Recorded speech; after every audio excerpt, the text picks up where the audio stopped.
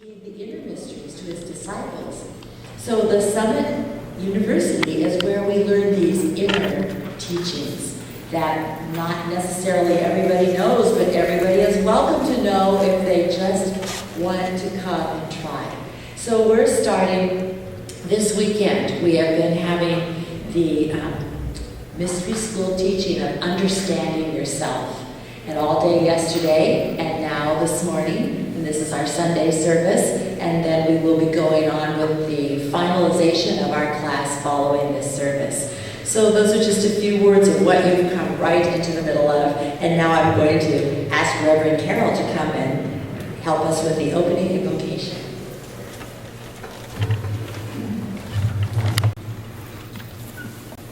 So we're going to sing a song. Let me just share with you a minute who we're going to sing to. And I want to make sure while I'm sharing these little pieces of information that everyone has a songbook. The front row doesn't have a songbook, so maybe someone in the second row can hand one up to the front row to be shared. Because we're going to sing song 471.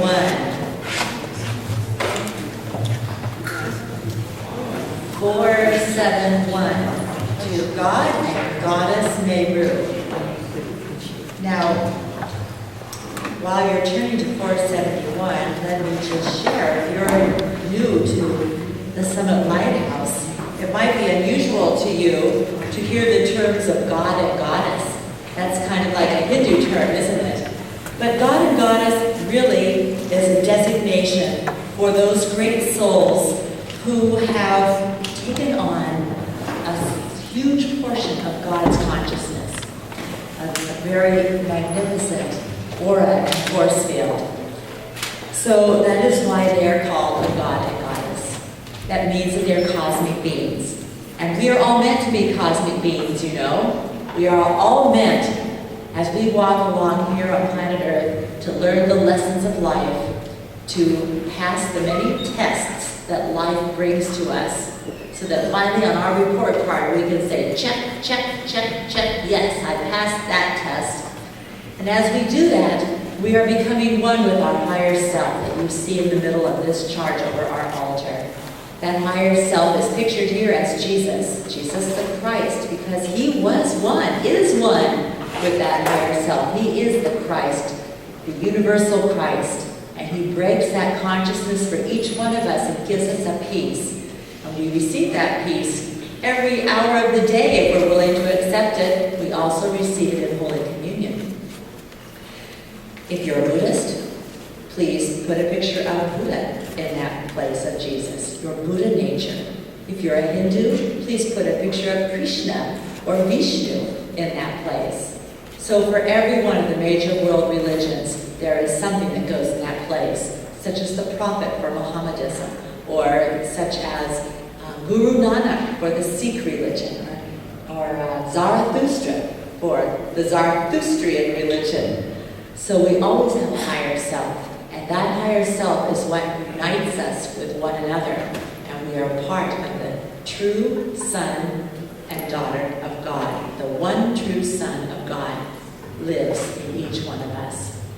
So we reunite with that higher self, and ultimately we do what Jesus did, what Gautama Buddha did, what all the great saints did.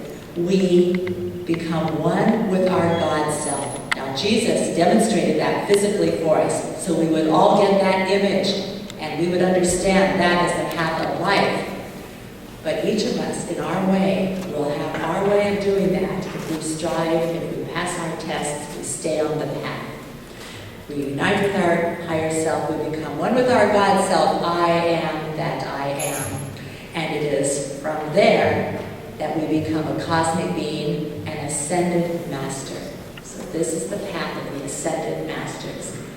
And some of us are embodied angels, so we come and we serve in the angelic realms. So this is a wonderful, rich and full path. And that is why we're going to sing to one of those cosmic beings. That was a long way of telling you. The God and Goddess Meru, number 471. And later we're going to hear from them, and we'll explain that a little bit later too. And one of our members here is going to tell you a little bit more about them when it's time for announcements. 471, please. You can remain seated for this song.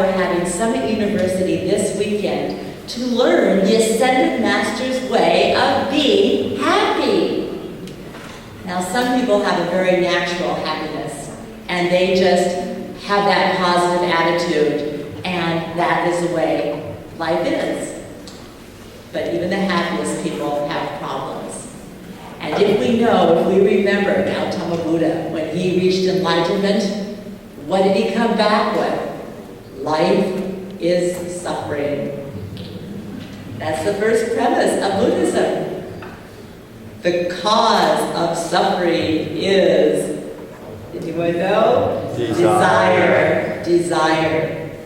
And the way to overcome desire is through illumination. And the masters give us many, many tools to reach happiness. You know, I saw a very cute cartoon the other day where there was the classic mountain peak with the snow on top And the guru was sitting on the top in the lotus posture, meditating, and the climber was climbing up the mountain. And he got to the top, and the guru said, "Have you seen my Facebook page?" So we strive to find happiness, and sometimes it's closer than we think. And there's another cartoon that someone sent to me by email. I love cartoons by email. And it was a couple watching television. Now we all know how on television these days there are many reality programs, who's going to win the race to travel to the other side of the world, who's going to remodel their house and flip it and make, $5 million.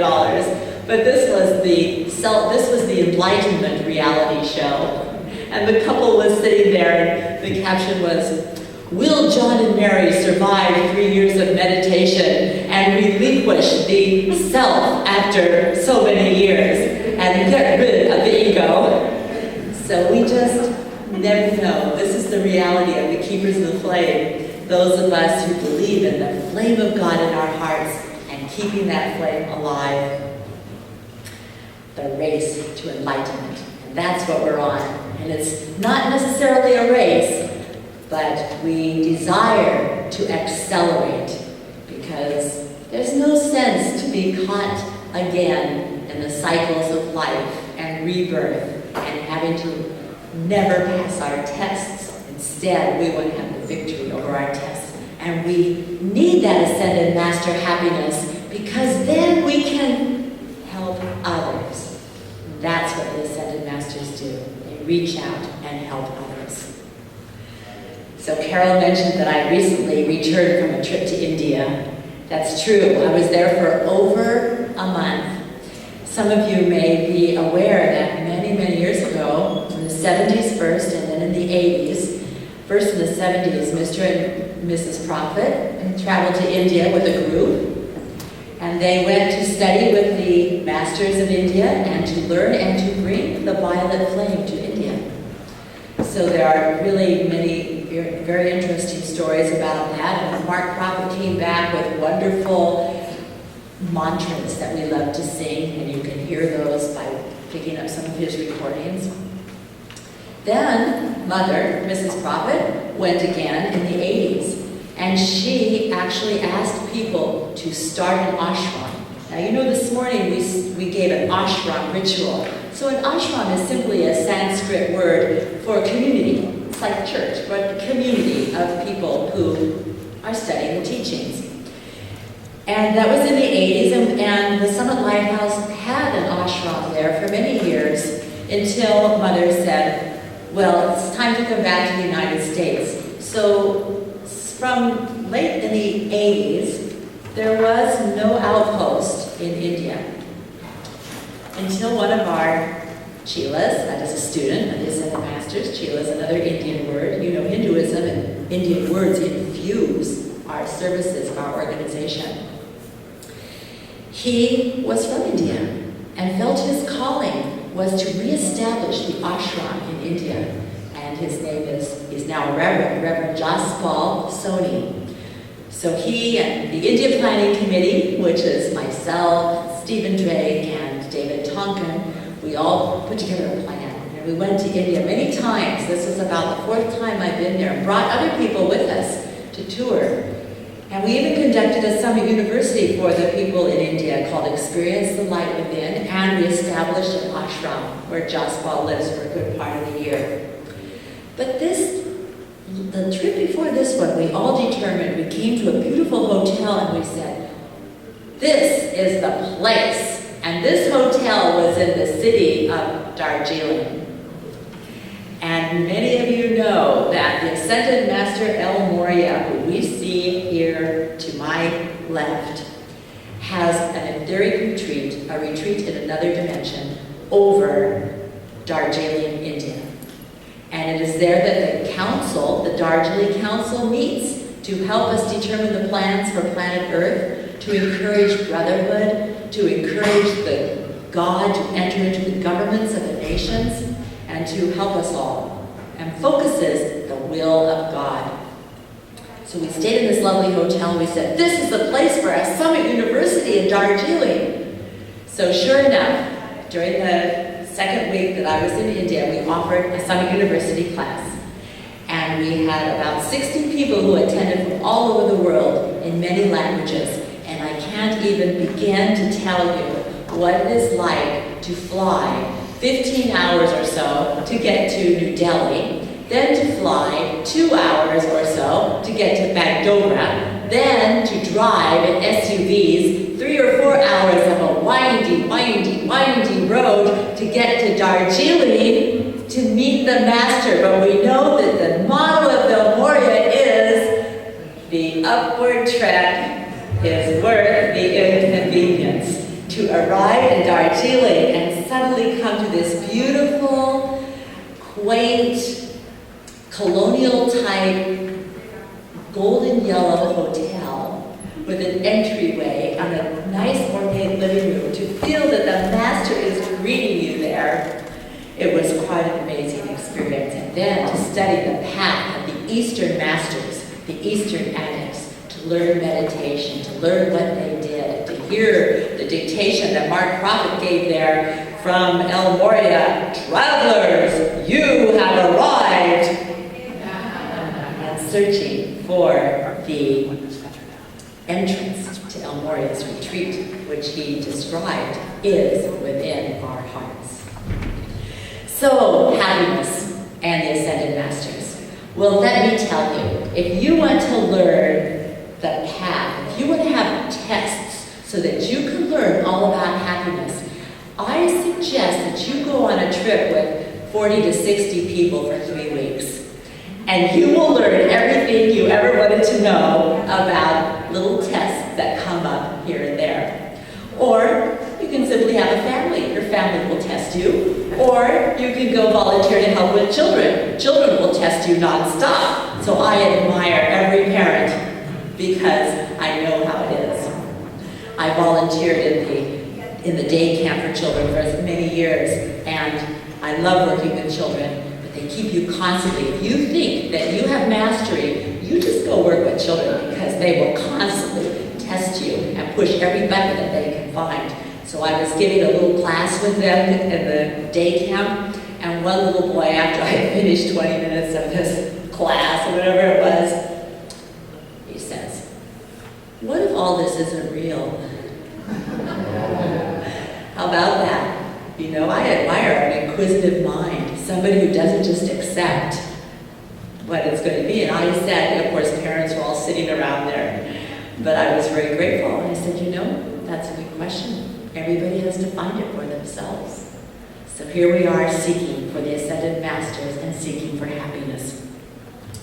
So on this trip to India, we just had all kinds of little tests that came up. One person had the lenses fall out of her eyeglasses. That had to be taken care of. One person thought she had a strep throat. Another person came down with something that was intestinal. Another person had some kind of a pain in her hip. So we had a little parade of doctors all the time going in and out of our hotel, which was wonderful that we were so well taken care of. But all of these are the tests. All of these are what we would say initiations, where are you going to hold your balance? Is it all going to work out? Are you going to be upset? Are you going to get frustrated with each other? Are we all going to be patient? And then every time on the trip, you know, we had 3 weeks in Darjeeling, about 1 week in Darjeeling, 1 week near the Taj Mahal, and 1 week in the area where Buddha reached enlightenment. And every time we moved from place to place, that was the time for more tests to come up. I can't have that roommate, he or she snores, or I can't possibly have a double bed, a king-size bed. It has to be 2 separate beds. Or I need to go and buy spices for my family. Where can I buy Indian spices? Or I need to go walk through a tea plantation. Are we going to get to go to a tea plantation? Or it's too hot. Is it going to be air conditioned? Or it's time for our bus to leave to go to the airport. Where's such and such? It's 20 minutes late. So all of these are the things that come and opportunities for us to have our victories. And you know, how did we do it? How did we do it? I have to say that when this trip was over, whether it was the first, second, or third leg, I felt so close to all those people. And they said the same thing to me. And you know what I really believe it was? Of course it was the Ascended Masters. But it was also love. Love of the family. We became a family. So that we could see all these things that happened, and yeah, they might be a little annoying, but we were all able to look beyond them, to overcome them. You know, we had one person, more than one person. We had one time when we were in a very crowded city, the most holy city of India, Varanasi, where the Ganges flows through. And everybody goes there to bathe in the Ganges. But crowds, every night, the whole city virtually moves to the river at night where they light the fires and everybody's singing the pujas, which are prayers. They're singing their prayers and we're getting on boats to go watch them sing the prayers. It's packed with people, a whole city, a whole nation geared toward prayer and toward gods and goddesses and religions. Well, we were going to take rickshaws to that place. Now, these are rickshaws that are driven by one man, and usually they're a small man, and they're on a bicycle. And then two people are sitting in the seat part of it. And the rickshaws are certainly, you know, they're getting old and they're not huge. Now, that all sounds pretty good, romantic, interesting. But then you're going out in the middle of the street with cars and tuk-tuks, those little three-wheel cars, and cows and people and dogs and even pigs, and everybody's out there. There's even a cow that lives inside one of the dress shops. And I'm not kidding. So anyway, we're on the rickshaws, and there's one person who's doing a mantra. You all know this mantra, I think. It's for protection. It's Michael. And it goes, Lord Michael before, Lord Michael behind, Lord Michael behind. This person was gripping onto the rickshaw, and the whole way going, Lord Michael before, Lord Michael behind, Lord Michael behind, Lord Michael behind. Well, she happened to be in the rickshaw with one of our guides, who later said to me, wow.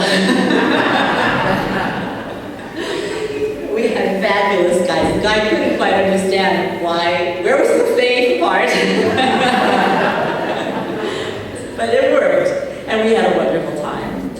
We even had victories. You know, we had so many victories. We had a case when we had to take something like a ski lift to get to the top of the mountain. And this was a surprise we didn't know. And you know, not all of us are ready for ski lifts. Some of us are not happy going up over things in a little chair with no one else with you. And nothing really to hold on to other than the front of the chair. But you know, I said, that's fine, don't worry, don't feel like you have to go up there. You can stay here, and our guides are going to be here, and you know, it'll be fine. And I had to go on because I had to be with the rest of the group. So up I go, and there's people at the top of the group. Oh, no, it's going to be okay. If only I could just call her and say, you know, it'll be okay. But instead of being able to call on the telephone, there was no cell reception there. Who did we call? We called the I Am that I Am. We called the Saints and Ascended Masters. And lo and behold, I just finished making the call, and along comes the next chair, and there's this person who had an amazing victory. And if anybody knows what that's like, then you know what I mean. So these are the ways that we get our small challenges, and then we become a family.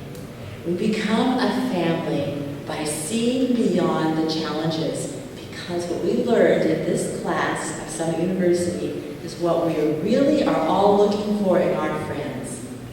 We are really looking for the Christ. We're looking for the Christ. And we don't always see it, but when we have these challenges, we have an opportunity to see it. And when we do see it, and we respect that Christ in each other, and we love each other so much, and we love that Christ in each other, it helps us really to get through. It's a miracle of serving one another. How do we get the soul to see the Christ in each other? How do we get the soul, our souls, to identify with that higher self and to keep the attention on the Buddha self, Vishnu self, the Christ self? Well, let's listen for just a minute and watch, actually, what Mrs. Prophet says about this. This is a very short clip called Strengthening the Soul.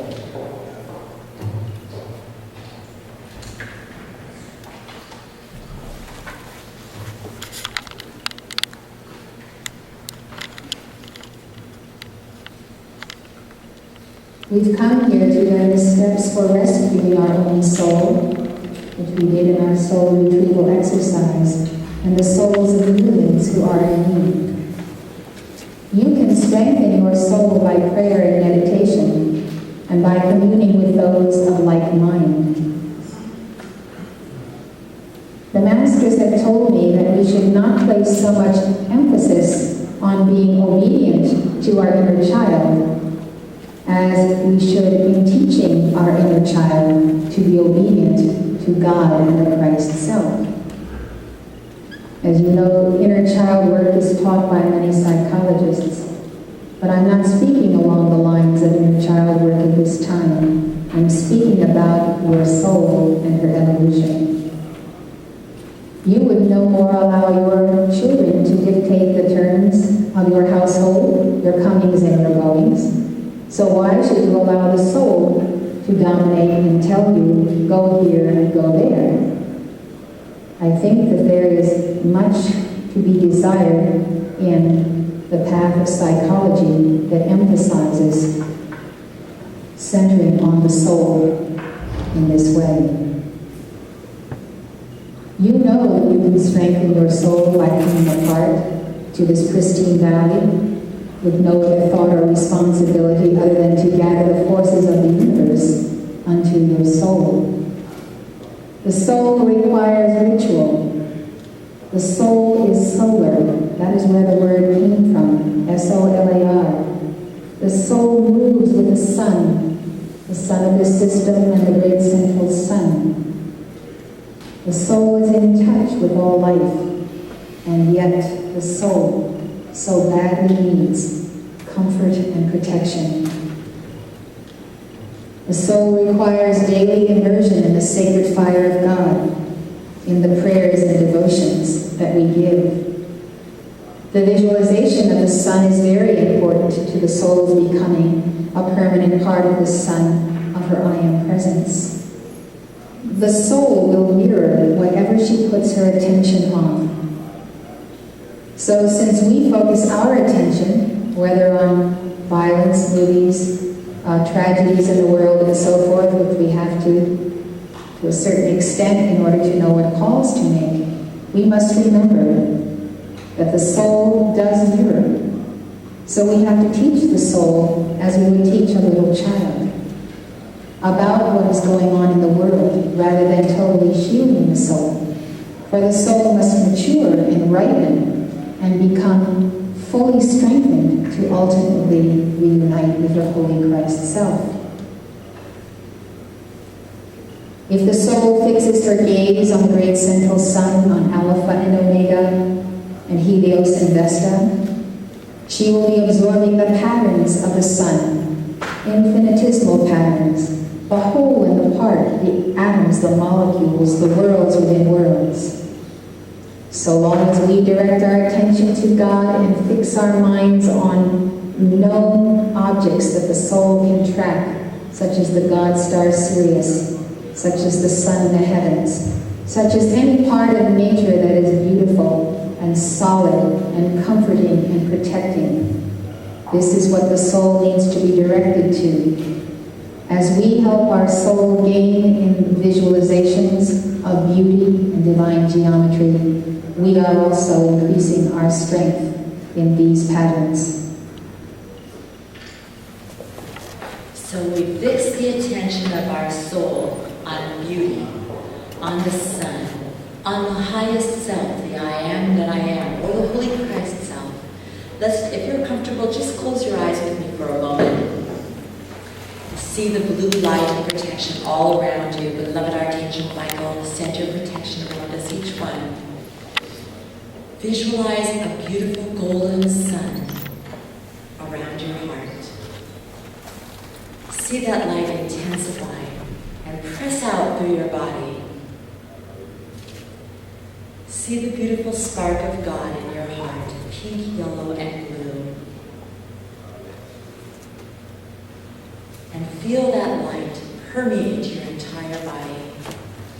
And hold that vision anytime you need to reconnect your soul to your soul's home in God.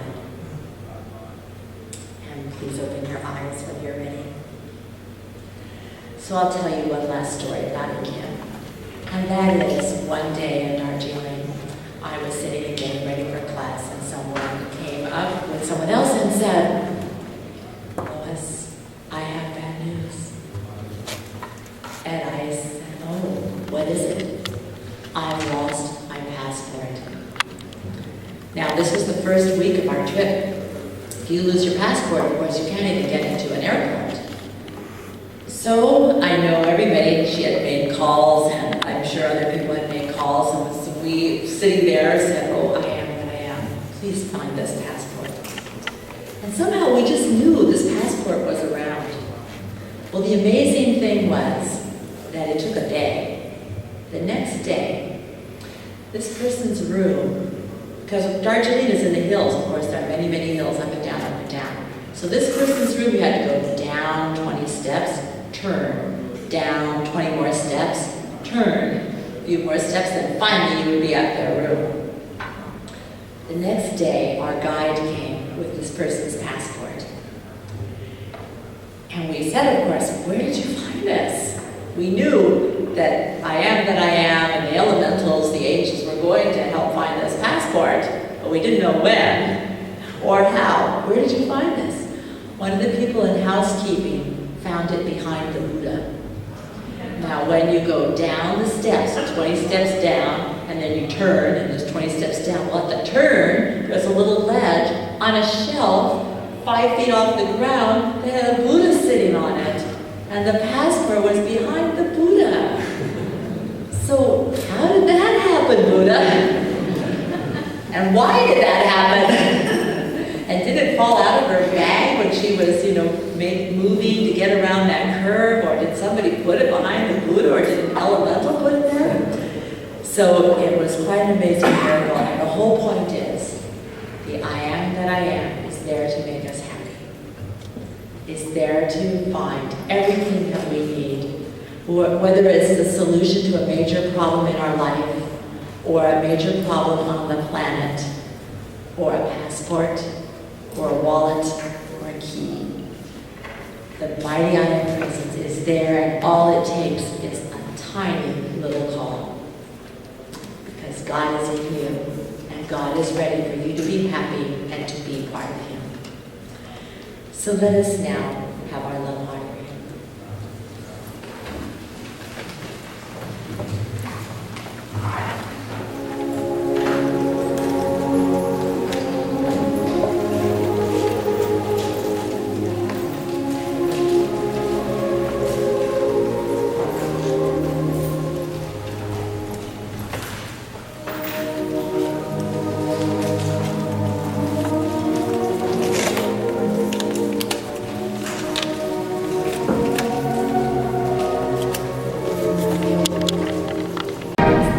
Good morning. Good morning. I'm speaking to all of you beautiful dear hearts here in our sanctuary, but also to those of you who are joining us on our international broadcast teleconferencia, and those of you who will be watching this as a recording.